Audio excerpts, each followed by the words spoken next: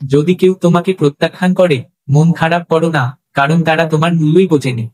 সব সময় শান্ত থেকো, এটাই তোমাকে জীবনের ভিতর থেকে শক্ত করে তুলবে। কারণ লোহা ঠান্ডা অবস্থায় সবচেয়ে শক্ত হয়, কিন্তু গরম অবস্থায় যে কেউ যে কোনো আকৃতি বানিয়ে নিতে পারে। তোমার ভেতরেও সেই শক্তি আছে। এই 7টি গুণ যে কোনো বিপদে তোমাকে রক্ষা করবে।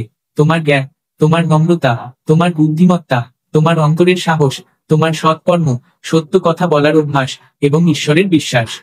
কানহা বলেন, মনকে এত ছোট করো না যে আপনাজনরাই তোমার থেকে মুখ ফিরিয়ে নেয়। সেই সময় আমি তোমার পাশে থাকবো। কাউকে এতটা নত হও না যে সে তোমাকে পড়ে যাওয়া মানুষ ভাবে। মানুষ তখনই তোমাকে সম্মান করবে যখন তুমি তাদের মতোই উপেক্ষা করতে শেখো।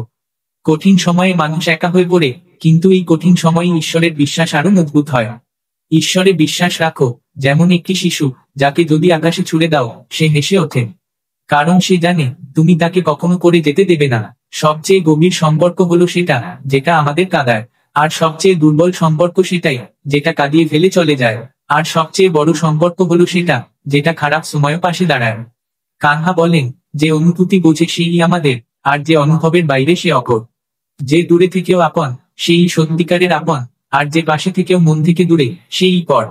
যে বারবার নিজের ভাগ্যকে দোষ দেয় সে বোঝে না কর্ম ভাগ্যের চেয়েও বড়, আর সেটা তার নিজের হাতে।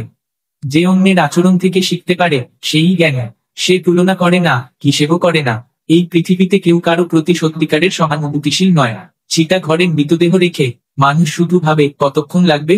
দুঃখও দরকারি, কারণ তবেই জীবন পূর্ণ হয়। শুধু সুখ মানুষকে শক্ত করে তোলে না, আর জীবনের দুই দিকের মুখোমুখি হতে শেখায় না। মা ও বাবা পৃথিবীর একমাত্র দুইজন যারা চায় তুমি তাদের থেকেও বেশি সফল হও। বন্ধু আর সম্পর্ক, এই জিনিসগুলো আমরা ফ্রি পাই, কিন্তু যখন হারিয়ে যায় তখনই তাদের প্রকৃত মূল্য বোঝা যায়। জীবনে কিছু বাধ্যবাধকতা আছে যা বাঁচতেও দেয় না, আবার কিছু দায়িত্ব আছে যা মরতেও দেয় না। তুমি যত ভালো কাজই করো না কেন, প্রশংসা হবে শুধু চিতায় গিয়ে। তুমি কাউকে একবার ক্ষমা করলে তুমি দয়ালু, দুবার করলে তুমি কোমল হৃদয়ের, তিনবার করলে তুমি পৃথিবীর সবচেয়ে বড় বোকা। জীবনের সবচেয়ে দামি জিনিস হলো তোমার বর্তমান।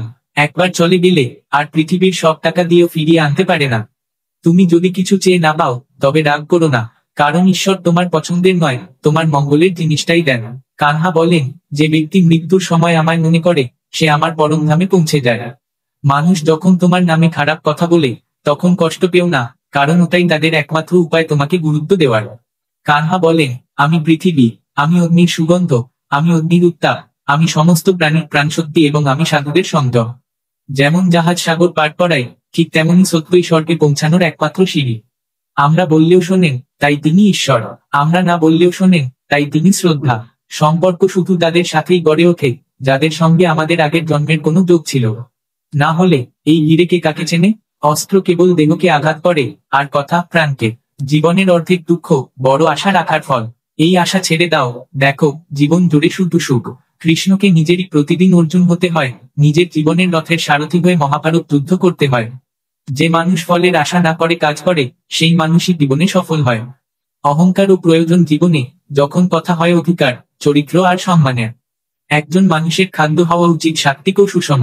যে জানে না কি খাবে, কতটা খাবে, কোথায় খাবে আর কিভাবে খাবে, সে জীবনে উচ্চতায় পৌঁছাতে পারবে না। যে নিজের চারপাশের দুনিয়াটাকে বোয়ে না, তার কাছে সবকিছুই খারাপ লাগে। এই মানুষটি খুব দ্রুত বিস্মৃতির তলে চলে যায়। একজন নিরীহ মানুষকে প্রতারণা করা, ইচ্ছা করে কষ্ট দেওয়া, এটাই পৃথিবীর সবচেয়ে বড় পাপ।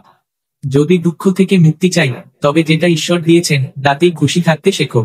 সবাইকে সেবা করো, কিন্তু কারো থেকে কিছু আশা করো না, কারণ সেবার আসল পুরস্কার মানুষ না, ঈশ্বর দেন। ভুল করাটা স্বাভাবিক, মেনে নেওয়াটা সংস্কার, আর সংশোধন করাটা চরিত্র। মানুষ ঘর, সম্পর্ক, বন্ধু সব পাল্টায়, কিন্তু নিজেকে পাল্টায় না বলেই সে দুঃখী থাকে। ঈশ্বরকে সন্দেহ করো না, যদি তুমি শাস্তি পাচ্ছ তবে নিশ্চয়ই কোনো ভুল হয়েছিল।